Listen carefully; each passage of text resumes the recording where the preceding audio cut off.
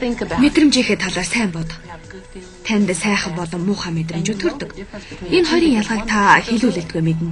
Нэг нь танд таатай байдлыг авчирдаг бол нөгөөх нь таагүй болгодог. Гутрал, гин буруу, гомдол, уур хилэн. Энэ мэдрэмжүүд таныг ядарсан ба тийхээгүй болгодог. Энэ бол муу мэдрэмжүүд. Энийг өөрөөр муу давтамж, муу чичирхийлж гэж дуудаж болно. Хүслээрээ л хэл. Эсрэг талд сайн мэдрэмжүүд, сайн сэтгэл хөдлөлүүд байдаг. Энийг өөрөөр та сайн мэдрэмжийн талаар сэтгэл санаа сайхан болдгийг сайн мэднэ. Хөгжим, баяр хөөр, талархал, хайр. Өдөр бүр ийм сайхан мэдрэмжтэй байна гэж төсөөлдөг. Эерэг мэдрэмжийг баярлан хүлээн авснаар танд илүү их баяр хөөр, сайхан мэдрэмж авчирдаг зүйлсийг өөртөө улам ихээр татна. Үнэхээр амархан зүйл. Хүссэн хариулт чинь яг энд л байна. Яг одоо би өөртөө юу татж байна вэ? Сэтгэл санаа ямар байна вэ? Сайхан байгаа бол сайн л байна. Энэ хэвээрээ л угаарай.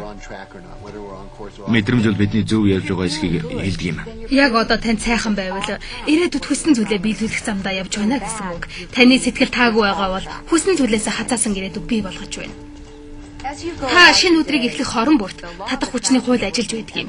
Бидний бодож мэдэрч байгаа бүхэн бидний ирээдүйг бүтээдэг юм. Та санаа зовж айж байгаа бол бүхэл өдрийн турш эдгээр зүйлсийг амьдралдаа татаж байдаг юм.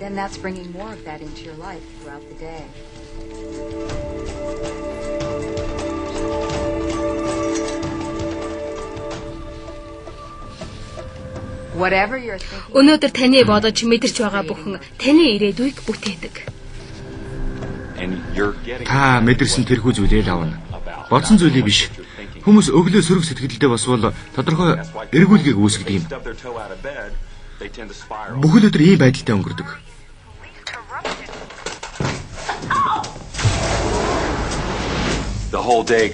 Мэдрэмжийг хянснараа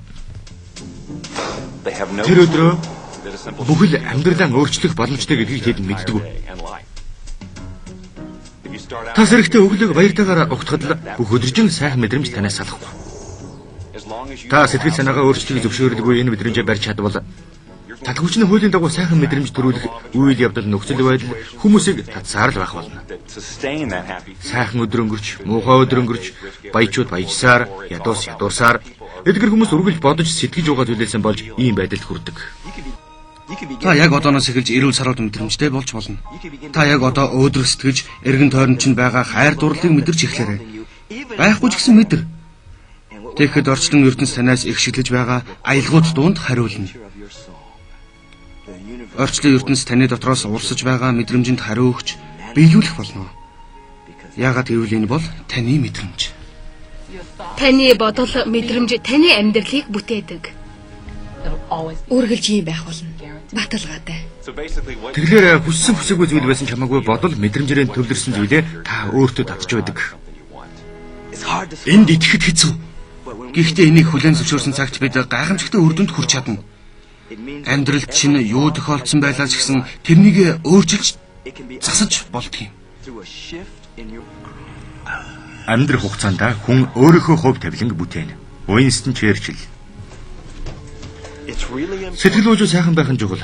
Яагаад гэвэл энэ мэдрэмж чинь орчлонд илгээх дохио болж сайхан бүхэн чинь өөрт чинь татагдана. Өөдрөг байх тусмал сэтгэлийг чинь улам сайхан болох зүйлсийг өөртөө татахад тусалж дээд аз жаргалтай амьдралд хөтлөн оруулдаг юм.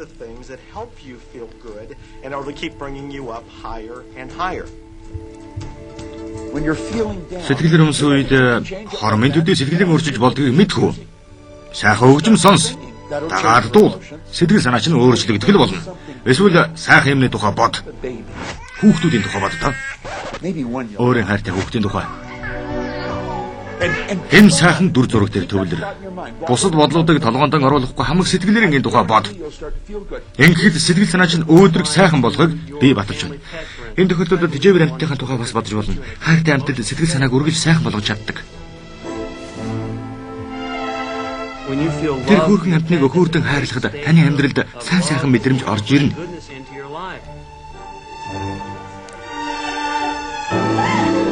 Ямар сайхан бэлэг вэ?